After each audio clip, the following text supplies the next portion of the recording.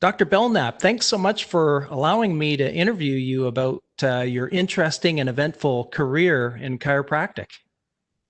Just so listeners get some background, we were paired up in 2012 at a golf event put on by the Ohio State Chiropractic Association, and we had a great time that day. I remember asking you all sorts of questions about your career in chiropractic, and that is what I'd like to get into today so that we can share your experiences with those who are interested in learning more about the history of chiropractic in Ohio, the creation of the Ohio State Chiropractic Board of Examiners, and some other topics as well. So first, I guess perhaps we can get into your story by starting out with your dad. Actually, your father was a big reason why you got into chiropractic, and I also understand that your dad was a chiropractor too and had a life-changing experience himself with chiropractic care. So could we start with you telling us about your dad, how he became a chiropractor, and then ultimately how you became a chiropractor? Sure. My father was came from a large family, and he was the baby of the family, the youngest.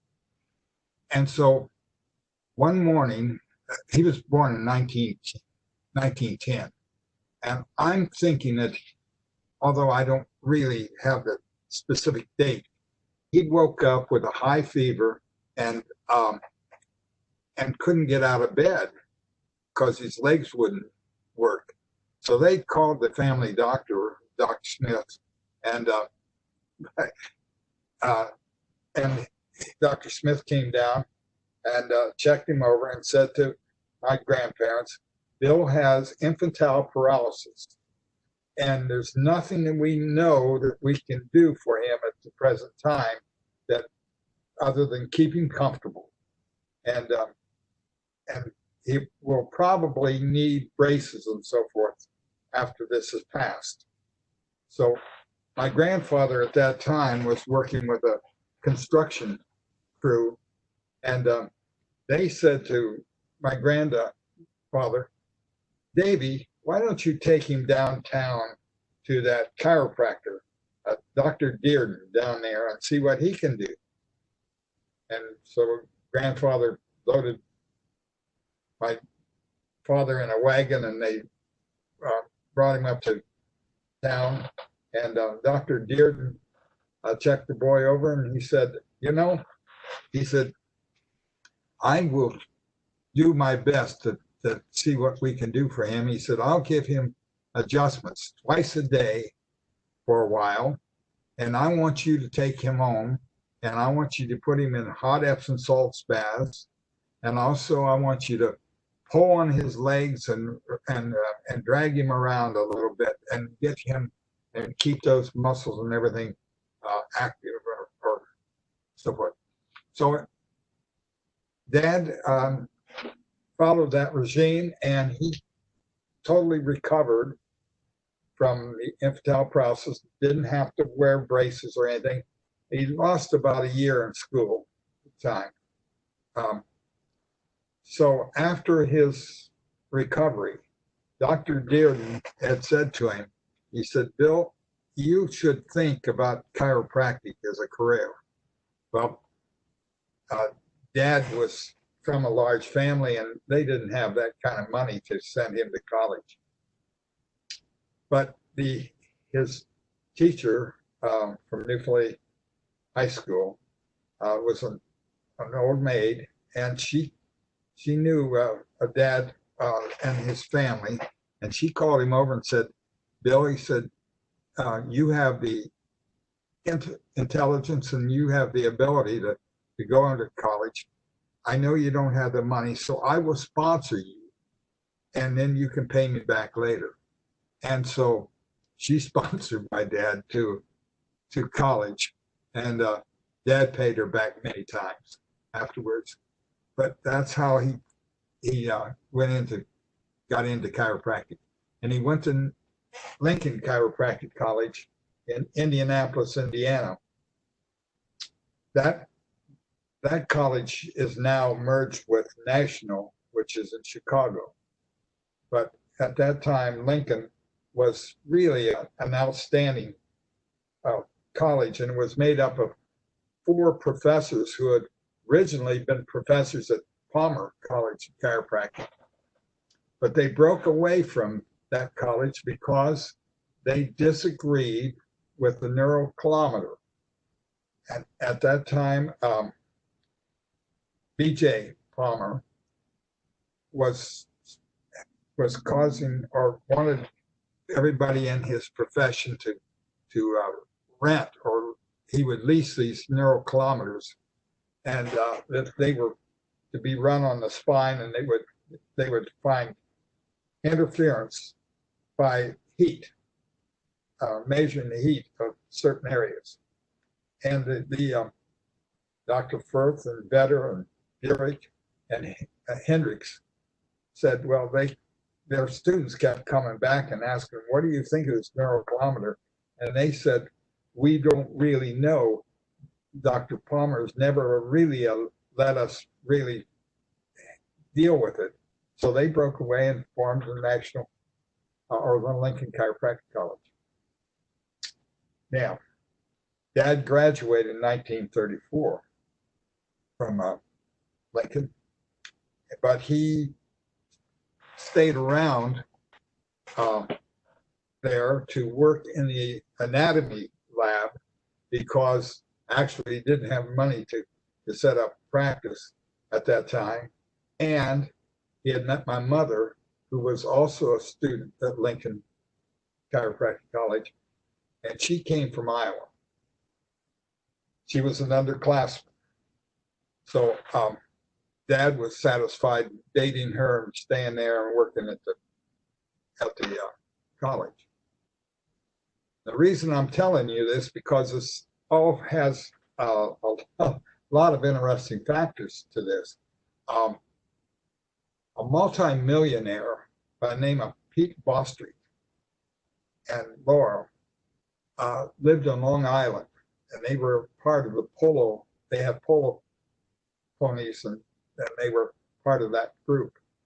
And they had been in Europe. Laura had fallen off of one of the polo ponies, and she couldn't walk. So they brought her, they took care of her the best they could over in England, and they brought her back, and they had a neurologist from New York come out and look at her, and he said, I don't know what this chiropractic can do, but he said, I've been reading articles from this Dr. Firth and so forth at the Lincoln Chiropractic College, and they are claiming a lot of things that he said maybe they could do something for her because there's nothing I can do at this time. So Firth called up, or Bostwick called up Firth, and he was president of the college. And he said, I'd like you to come out to Long Island and see my wife. And Dr. Firth said, well, I couldn't leave the college here and come out there, but I can send a young man that is graduate from here and works at the college. I can send him out, and anything that I could do, he would be able to do just fine. So Dad was called in and told that they were sending him out to Long Island on a train, and that he was going to treat this lady. He wasn't very happy about it, but he had no other recourse, and he did. He went out there, and he was out there. I think 4 or 5 months, and treated her every day, and she was able to walk down a staircase, and they had a big celebration, and they kept Dad on as to treat the other polo players and family members around that area.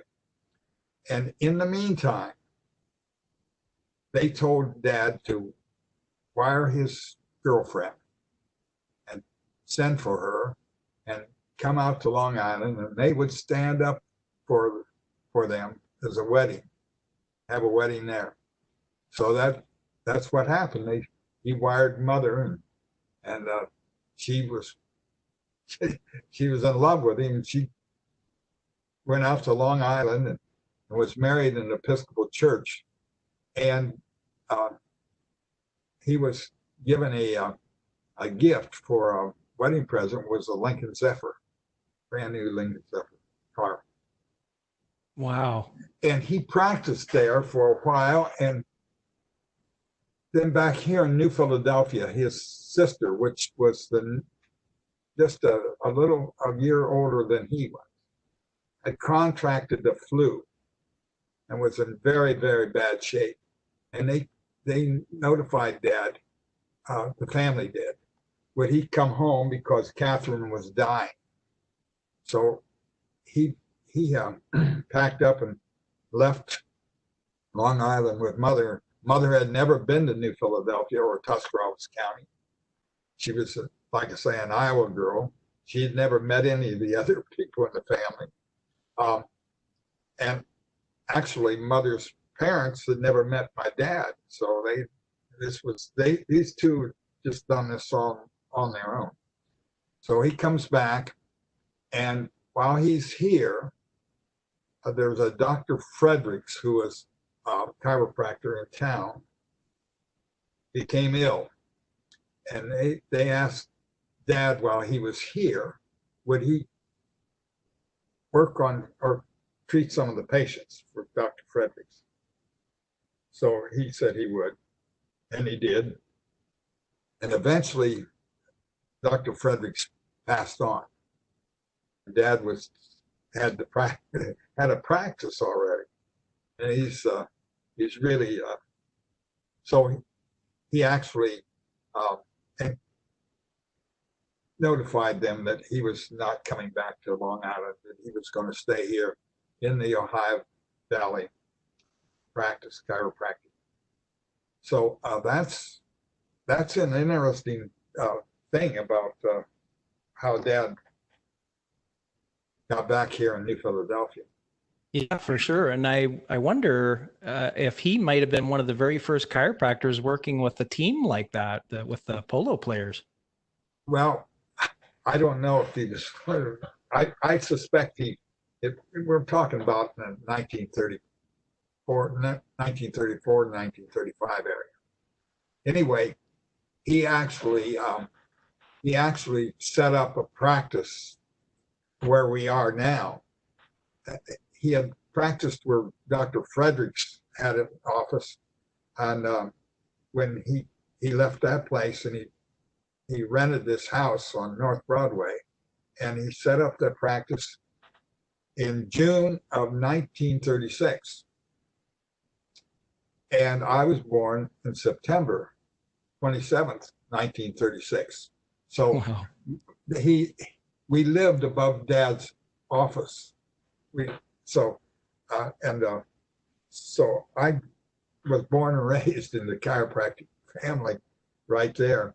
And he was treating a patient when Dr. Dockery, which was a medical doctor, delivered. At that time, you didn't go to the hospital. They just delivered you at home. And he heard the baby cry, and he said to the lady that he was treating, he said, well, there's another chiropractor just came in, and just saying that offhanded. And later on in years, I ended up treating that lady, and she would, after she'd get up from the table, she'd come over and give me a little pinch on the cheek and say, I was here when you were born. I said, I love it. I love it. So what was it like? What was it like to be the son of a chiropractor in those days and grow up in the chiropractic profession? That was a whole thing. I tell you, I thought everybody, chiropractic was just part of life, and my father had good relationships with the medical doctors in the area. Actually, he practiced with across the street with Dr. Miller and Dr. Kurtz, Dr. Markram and Dr. Shanley were all medical doctors across the street. Dr. Tinker was beside us. And so, I mean, these were all MDs, and they were all friends. I mean, to a point. And Dr. Tinker and my father were on the sidelines of the football team. Back in 1938, Woody Hayes became the coach of New Philadelphia, the Quakers. And at that time, most of the doctors really didn't handle athletes that much. Athletics was, and Dad, as a chiropractor, was a natural for taking care of sprains and strains and whatever came along. And so he and Coach Hayes developed a very close friendship. And Dad started working on the sidelines, and he had Dr. Tinker, who was our good friend, and he was also the medical doctor on the sidelines that would take care of sutures and infantago or anything else that came up that was of the infectious disease nature. So they had a great relationship, and it wasn't until after I was in college that at Pennsylvania Military College that I realized that chiropractic was not accepted or not very well liked. I gotten we were in judo training back in that day, and I hurt my shoulder, and I went to the dispensary to have the doctor look at it, and he asked me what my father did. I said, well, my father's a doctor. He said, what field is he in? I said, well, he's a chiropractor. Oh my. He got into me and told me, a lot of very unkind things about chiropractic and about my dad, which I couldn't believe. It really hit me hard because I really hadn't given a chiropractic a thought as a profession to go into. I just thought it was a great thing my dad was doing, but that was fine. So I went to Professor Little, who was my chemistry prof. And I told him, I said, I was over at the dispensary and that guy just raked over my dad. I said, Dad's been in the area practicing and he's well thought of. And I haven't never heard anybody really talk about him being a quack or anything else. And Professor Little says, well, disregard, don't worry too much about that. There's people that really have their own opinions about in the healthcare field. And he said, chiropractic's relatively young, he said, and compared. And so he said, I wouldn't let that bother me, but it did bother me. So at the finish of that year, I applied.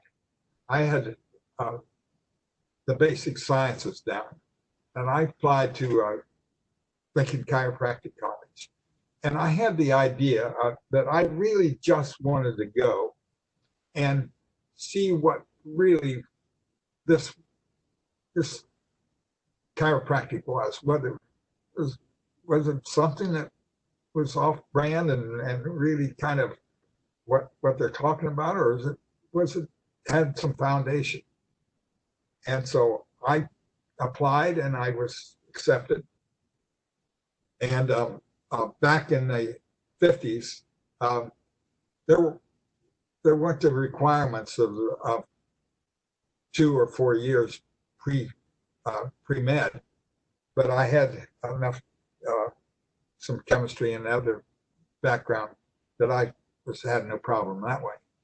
And so I went to Lincoln and I started studying, and of course we were studying Gray's Anatomy and and all microbiology and all the things that some of my friends who were in medical school we were studying out of the same books and out of the same stuff. And we were, we had a anatomy, gross anatomy, and we had a cadaver, and we went through that. And so I really became interested. I thought, well, this is a profession that I could see that maybe I could help become somebody in the profession. Little did I had no idea that someday I would be a part of forming a new board, a board in the state of Ohio. And but that's what transpired. And Governor Rhodes, who my father over the years had friendships with, very close friendships, when Governor Rhodes was an auditor for the state of Ohio and different things. Dad and Jim Rhodes their paths would cross, and Dad was very supportive of him. Well, he became the governor. And House Bill 212, the year in 74, almost passed. For some reason, I forget why, but it was very disappointing. We thought we had it. But Senate Bill 75, we had all the people in the state of Ohio. We have two organizations in the state of Ohio, and both organizations were very supportive of trying to get a decent bill passed for chiropractic. And because under the medical board, we were called limited practitioners, and we were very, very, there wasn't many things that we were allowed to do other than just spinal adjustments. And so when Senate Bill 75 was passed and it was put on the governor's desk, he sat on that for several days, and our lobbyist, Mr. Zimmerman, called me and said, "Do you think you can get your dad to go down and see Governor Rhodes and see if he would sign this Senate Bill 75?" I said, "Sure, I think I can do that." It was on a Wednesday when Dad was off, Wednesday afternoon. So he went, I called Dad, and he said, "Sure, he'd go down." So he went down, and Dad didn't mean for the governor to sign it right then. He thought he would get some people from the OSCA and some of the other people to come and they'd have a signing. When Dad went down, Governor Rhodes said, "Oh, I'm glad you're here. I'm going to sign that bill right now when you're here." Well, Dad says, "Well, we ought to get some." No, he said, and he called in some other staff people and so forth and said, "Come on in. We're signing this." So he signed Senate Bill 75 in front of Dad. And then he said to Dad, "Would you want to be on the board?" He said, No. But I have two sons, and I'd like to have one of them on the board. Well, my brother David actually hadn't been in practice long enough. There was a stipulation that you had to be in practice at least 5 years to be accepted. So the governor calls me, and I'm taking care of patients. And they came in and said, "Governor Rhodes would like to speak to you." And I said, "Really?" So I answered the phone. I knew Dad was down there, but I thought, why would he be calling me? Because I really didn't think of being on the board. And so he asked me if I would serve on the board. And I said, "Wow, I'd probably have to talk to my brother Dave and Dad and my wife." And he said, "Well, your dad's standing here right now, and he said you're going to serve." Thanks, Dad. That's it. Well, whenever they form a new board, the board appointments are 4 years. But when they form a new board, they give the governor signs somebody a 4-year term, which makes him the temporary chairman, but by giving him the first 4 years. And the next two members on the board, he gives 3 years, and the other two, a 2-year appointment. So that's how I became the temporary chairman. And the other members of the board, great. He really formed a good group of men to serve as the first, because I was just a youngster. I was the youngest one of the bunch. And Dr. Berry, who became our secretary, outstanding person, outstanding man in every respect. Dr. McLean, very, very high quality and brilliant. Dr. Allison, wonderful, and had a good practice in Canton, Ohio, and was very, very good at handling things and helping out. And of course, Mr. Laird, they put somebody who was not a chiropractor on the board, which was Mr. Laird, and he had been an executive insurance man in an insurance company for a number of years, and very knowledgeable in that respect, and very, very interested in being part of the new board, and was very receptive on listening and working together with these things. So we met. The board actually, the Senate Bill 75 became effective November the 8th, 1975. And our first meeting, it was my job to call all these Dr. McLean and Dr. Berry and Dr. Ellison and Mr. Laird. I didn't know any of them personally, because I had been down here minding my own P's and Q's, trying to lay low, and because I wasn't really interested in being political or anything. That was for my dad. And anyway, I called those fellows, and we set up a meeting at the Neal House on December the 18th, 1975. And when we all met, and the others knew one another, except they didn't know Mr. Laird, and they didn't know me. So we had to decide who was going to be president and so forth. And they said, well, you got the 4-year appointment, so obviously the governor is, you've got an in with the governor. Well, why don't you just become president? I said, oh, and I remember Dr. Allison said, well, do you get paid more? No different pay. Okay, that's fine. So anyway, I became president, and Dr. Berry said that he would like to be at least considered secretary for the board, and we agreed that was good. So we had to have some money to start this board. A lot of people don't realize that when you get a board, you just got the law, but you don't have the rules and regulations or the SOP, the standard operating procedures. So I was very fortunate to put Dr. McLean and Dr. Allison together, and they put together the rules and regulations governing the field of chiropractic, and did an excellent job. And Dr.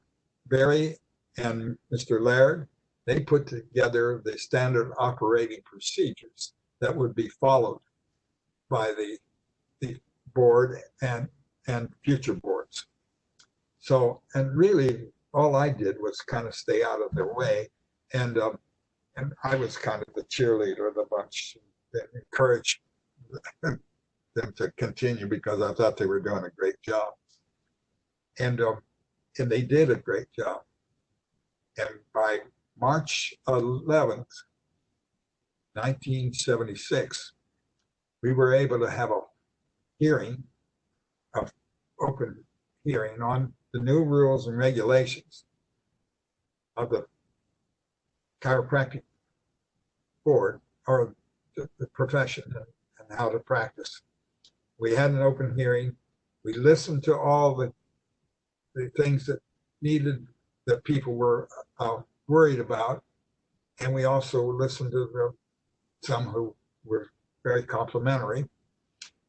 We studied those things over, and we voted on accepting rules and regulations as presented. And from that on, getting back to the money part, Dr. Beery and myself, it was on December 18th. I went over and saw Governor Rhodes. Well, Dr. Beery went with me. We went over to see Governor Rhodes over in his office after our meeting. And as soon as I walked in, Governor Rhodes says, "Hello, Mr. Chairman," to me. And I said, "How do you know?" He said, "I just know." And I said, Governor, we got to have some seed money. We need some money to get to office and get things going. He said, "How much do you need?" And Dr. Beery says, "Well, I think we need around $35,000. Well, I had no idea. I thought $35,000 back in those days was a lot of money. I thought, wow. And Governor said, the control board is meeting tonight. And he said, "Where are you located now?" And I said, "Well, we're over at the Neal House." He said, "You go back to the Neal House. I'll call and see if I can get you on control board's schedule for tonight." So we went back to the Neal House, and sure enough, the governor had gotten us we were going to present our thing in front of the control board to get this money.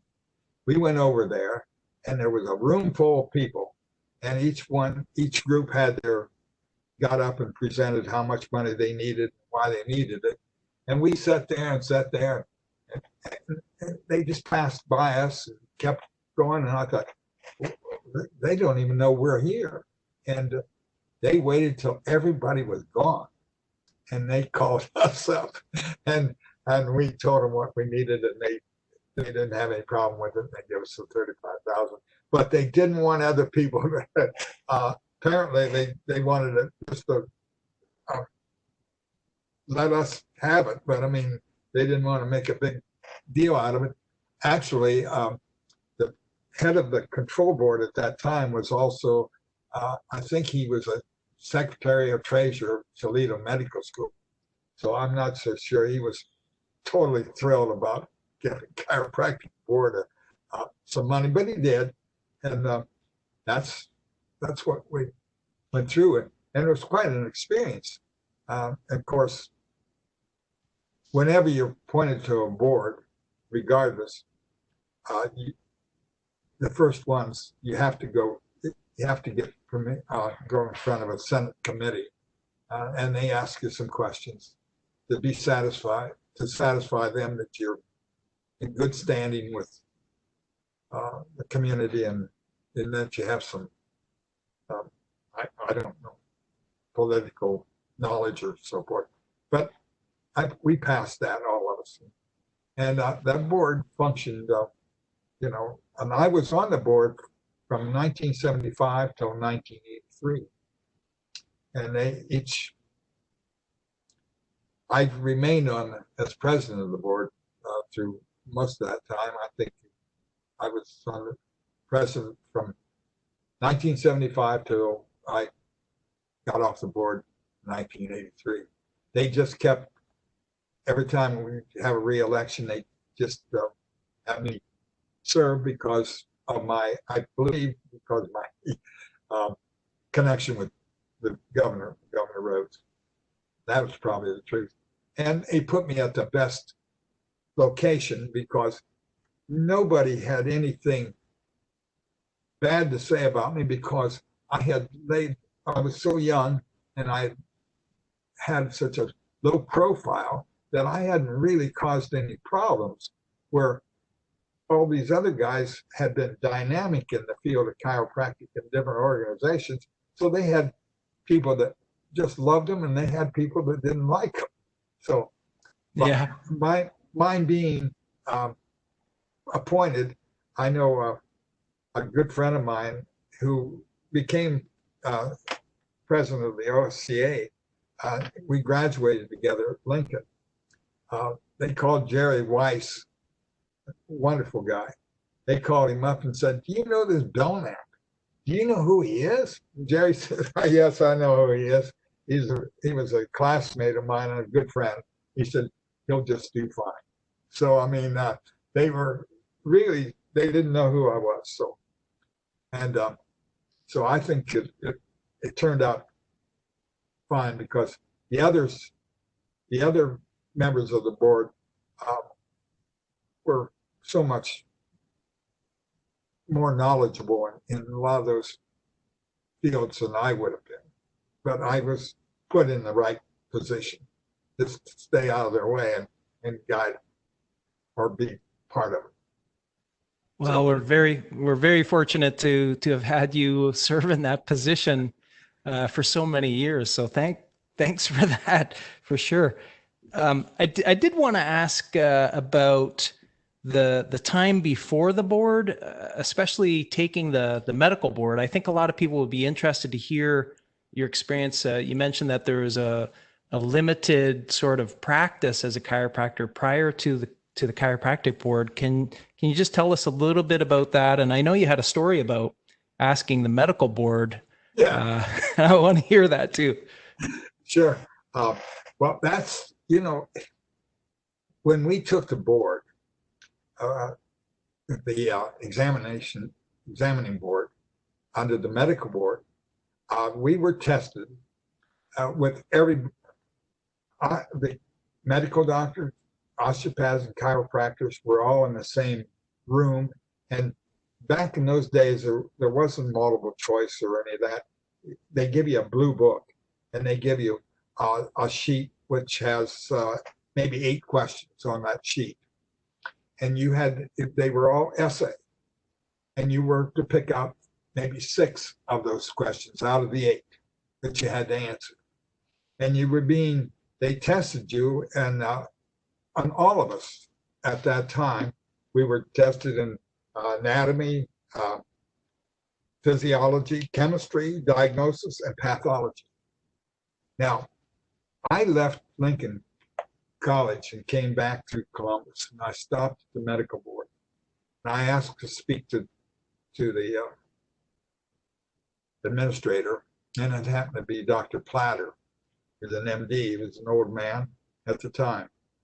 And I went in and I said, "Dr. Platter, I'm a young chiropractor, just graduated. I'm going to take this board in September, and I would like to know just where is chiropractic in this board having difficulties?"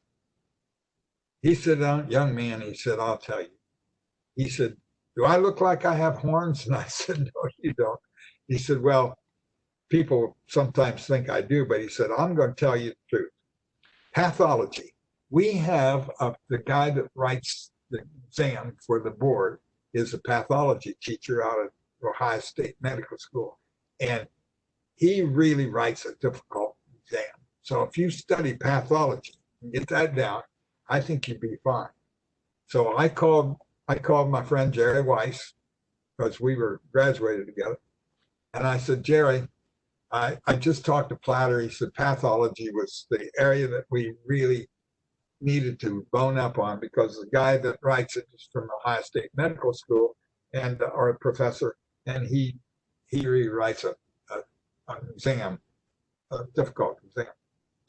So we really did study for that. And then the few days before the exam, Jerry and I got together, and we had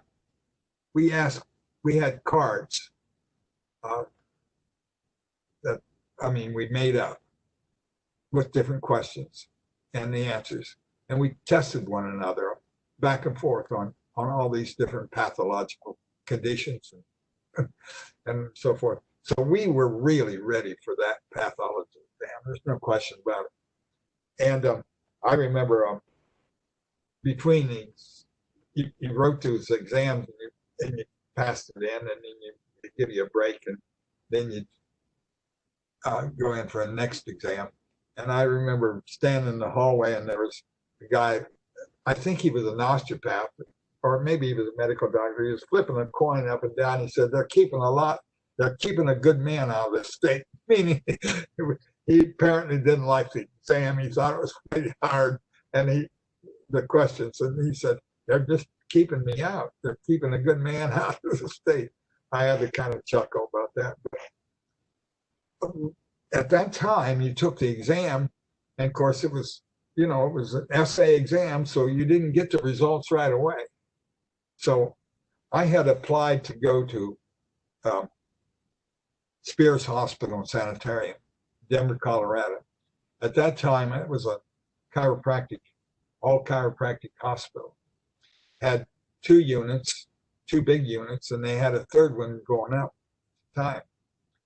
And Dr. Leo Spears had just passed away maybe 6 months or so before I got there. So I really never got to see Leo Spears himself, but his nephews, Dan and Howard, were still there. And they were really great guys, great people. And that hospital was really busy at the time. And we had chiropractic students from a national and from all the Palmer, from all the different schools. Sometimes I've run into people at different conventions and have to stop and think, where did I meet this person? And sometimes it was when we were interning out in Denver. And so when you in the hospital out there, they would rotate you to maybe one period of time you would be in the lab doing lab work on patients. Another time you would work with the X-ray department. Another time you would work on the floor and just do routine or some stuff. And you always had we wore whites, these white uniforms. And they told me, now I wasn't there when Dr.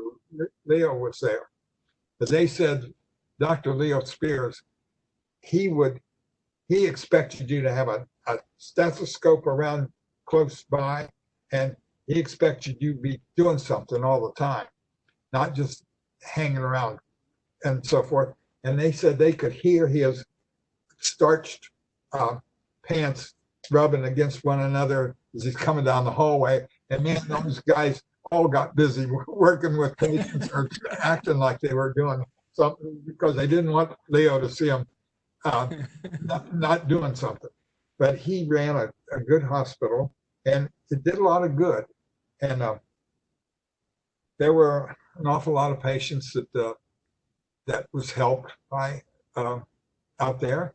There was, and experiences that I would, I was not. I remember one case that was. I'll be quick about it. I was working nights with Dr. Enomoto, and Norman Enomoto was staff doctor, and I was just an intern. And I got a call that this man from California was sending his daughter on an ambulance plane to our hospital, that she was in critical condition, and that they had diagnosed it as amyotrophic lateral sclerosis. And I got that call, and I said, wow, and they just want to tell me what time the airplane flight would be landing. And I ran down to Dr. Enomoto and I said, hey, we ought to call that town and tell them to turn that airplane around. You don't want, this is amyotrophic lateral sclerosis. We're not going to do anything for them. And Enomoto said, hold on, don't be too early. Well, it turned out to be she didn't have amyotrophic lateral sclerosis, but she was in bad shape, and she needed to be catheterized when she came. Her lips and everything was dry. And I didn't think she'd make it, frankly. So when I went off duty, I said to the intern that came on behind me, his name was Dr. Todd. I said, you got this lady just came in. I said, she's not going to be here very long. I said, she's in bad shape. Well, when I came back on duty the next day, I looked and her name was still there. And I thought, what's going on here? Well, Enomoto and those had worked with this lady, and they got her in a matter of several months. She walked out of that hospital, and she came in. She wasn't able to walk. It wasn't amyotrophic lateral sclerosis, but she had fallen down the steps at home, and she, after that fall, she just progressively got weaker and weaker, and she was taken to a hospital, and they thought that's probably what was wrong with her, but apparently it was mostly a spinal and needed musculoskeletal and spinal instabilities, and by careful care and the care of out there at the hospital, of course, we also had physical therapists there, and the physical therapy department and so forth. And so that broadened my thoughts. I mean, I was pretty much had us limited to certain things, but I realized then that I would have probably told them not to come, and that would in my own thoughts, because I didn't think we needed a lady that coming into the hospital like that, but it worked out fine. But that's just an example of things that I learned that I continue to learn.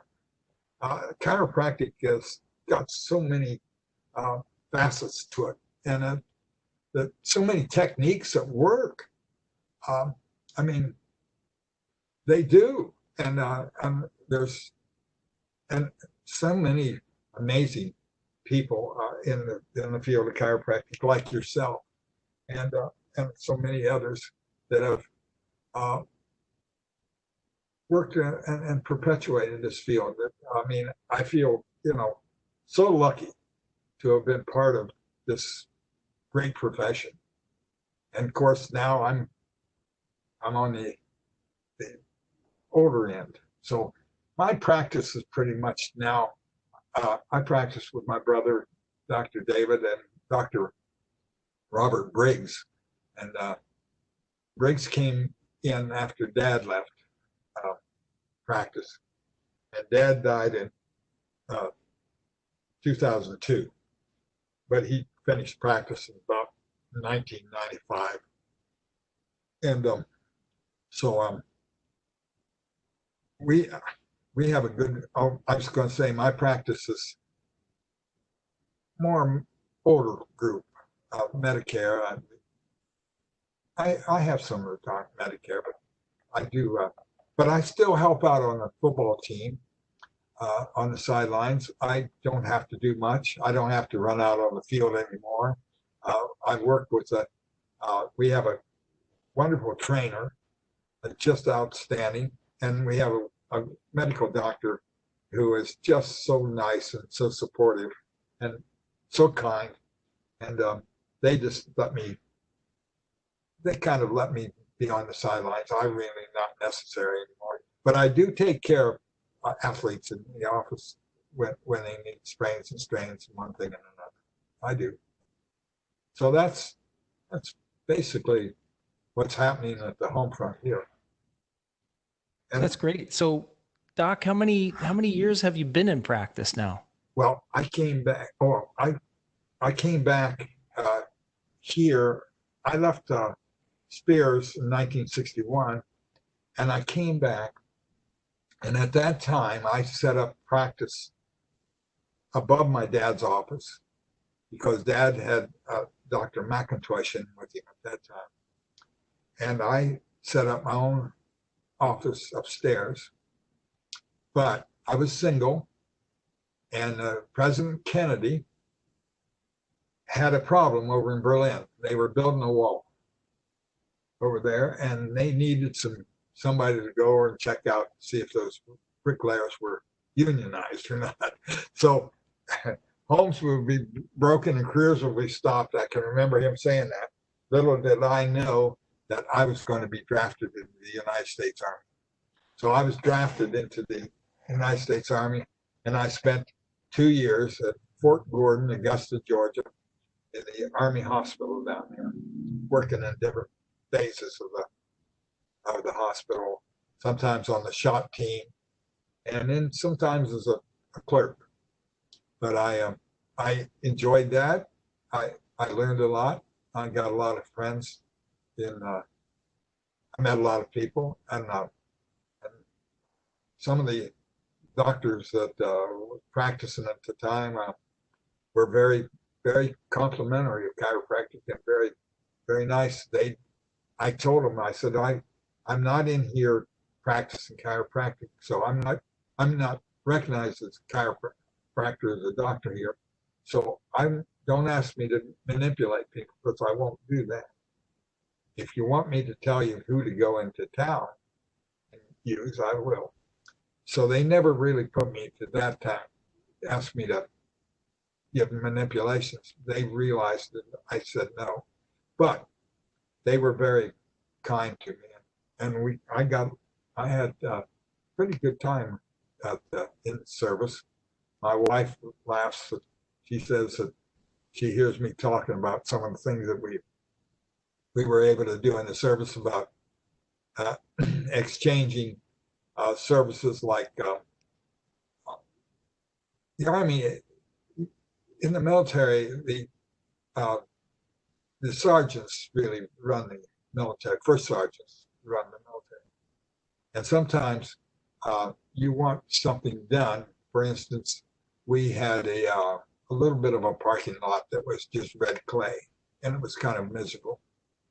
But we knew the sergeant from over at the Corps of Engineers. And so he had a stomach problem. He needed Maalox. So through our pharmacy, we got him some Maalox. Well, he sent a group over with some blacktop, and they dumped it in our parking lot. And then they realized they had made a mistake, that they dumped it in the wrong spot, but they had to use it then. So it was a kind of a trade-off. He got his Maalox, and we got our parking lot. You just learn to do those things, that's how you did it. But we, and everybody was happy, no problem. But yeah, I had that. And you were asking about a lot of chiropractors really were so limited under the Medical Practice Act that they became DMs, or mechanotherapists. And there was a college of mechanotherapy at Central States College of Physiatrics by a Spittler, and I think in your area. They also had Great Lakes College of Physiatrics in the Cleveland area, and a lot of these people, including my dad, went to and got his medical MT license, because medical massage or medical therapeutics, whatever that is, that allowed him to use diathermy and treatments. I mean, the ultraviolet lights, and do things. And he could, under that, he was allowed, because of massage, he was allowed to manipulate and so forth, joints and knees and elbows and stuff. If I had as a limited practitioner, and I didn't have the DM, or I wasn't an MT, I would strictly was to the spine. And so I was more limited than my father or my brother. Graduated from National College of Chiropractic, and they did give the DM degree. the mechanotherapy degree. So back in those early years, like when my dad and even later on, a lot of chiropractors went ahead and went to those schools and got their advanced degree, you might call it, but it was only so that they could utilize stuff that we can use now under our present law without any problem. So Yeah, and you mentioned Harry Spittler. So he had a practice and a school here right in my hometown of Eaton, Ohio. right, And the building is actually still here, and there's a chiropractor still in that building as Yeah. well. So Sure. it's pretty amazing. And I have not personally gone in the building, but my wife, who's also a chiropractor, has been in there, and there's some pretty interesting equipment yeah, that they used and Dr. Spittler used. He was a really interesting person who had, I think, 4 or 5 doctoral degrees and a couple of honorary doctoral degrees, and he invented syntonics, I think is the name of it, which had to do with vision and colors and pretty interesting. But there's so much interesting information in chiropractic, and that's one of the reasons I wanted you to come on the interview today. And I'm just learning a lot. And I didn't know that you worked at Spears Hospital. That's pretty awesome too. yeah. Cool. I'm very fortunate to, and of course, Spears Hospital. What really put them out of business was insurance, the insurance industry. I mean, because we actually at Spears, we also had 2 osteopaths that came in and administered medications that were needed for the patients, and had a good working relationship with them. And there was a osteopathic hospital at that time in the Denver area. And most of those have now become medical facilities. And my daughter-in-law, who is a medical doctor in Denver, my son is a medical doctor in Denver. He is an infectious disease specialist, and he specializes in tuberculosis. But my daughter-in-law is also a OBGYN doctor, and she practices in Rose Hospital. And Rose is a block away from where the Spears Hospital used to be. I mean, Oh, wow. They would have butted up against one another. The hospital is gone. That Spears Hospital, all of its units are gone. They were beautiful big units. They weren't small at all. And they had not only did they have the hospital units, they had a kind of barracks area for the interns to stay in. Each one had your own room and so forth. You ate at the hospital actually, and your laundry was done by the hospital. So I mean, your whites you were required to wear and so forth were all you just put the laundry service at the hospital took care of that. So you really got fed, and they put you up.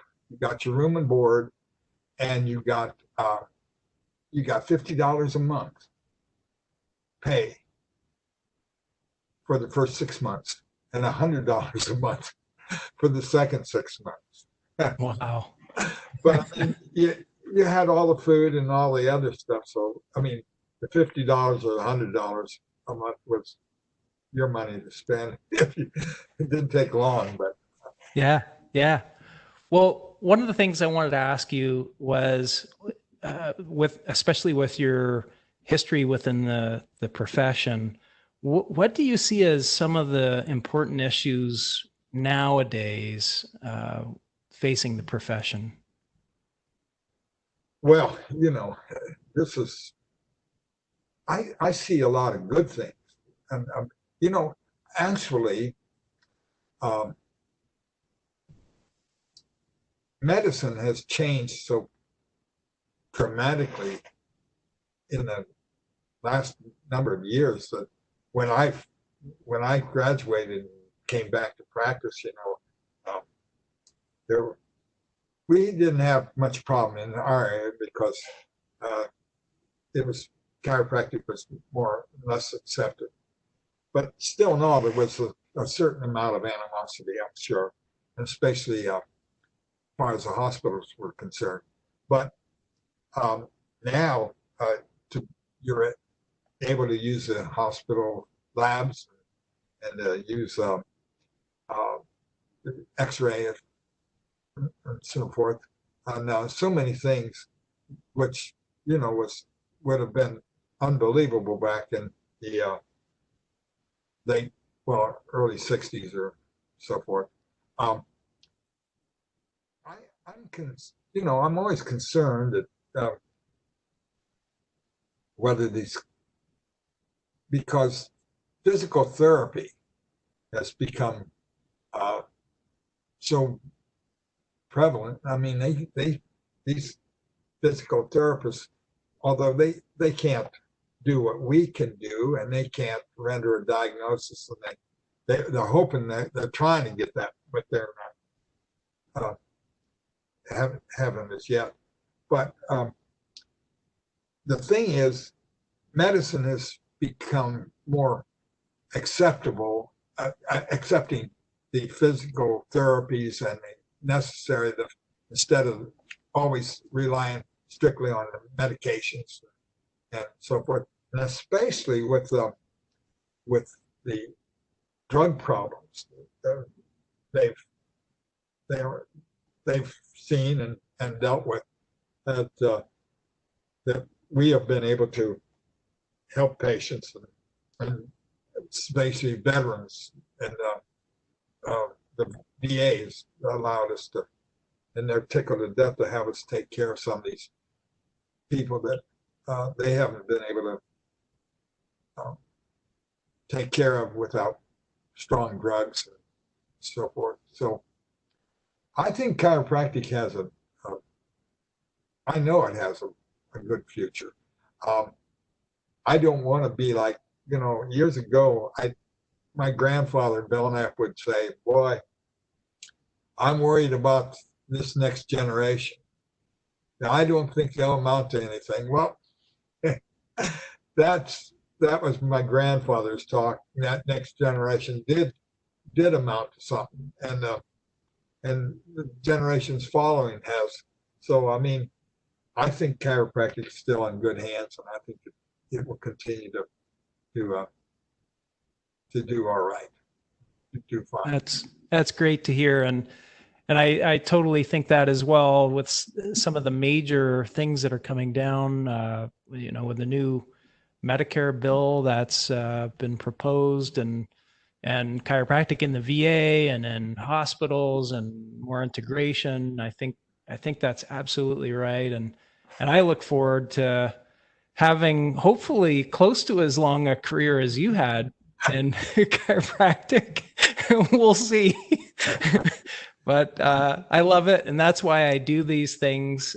So I really appreciate you coming on today and sharing your story. I learned a lot today, and we've had multiple conversations. I just learn more and more every time we speak. So thanks so much for everything that you do. Well, thank you for taking your time to interview me, and because, like I say, my father and there's all the men that had preceded, and that's the schooling that I was able to get from so many avenues. I was glad to be able to share that with you. Great. Thanks so much.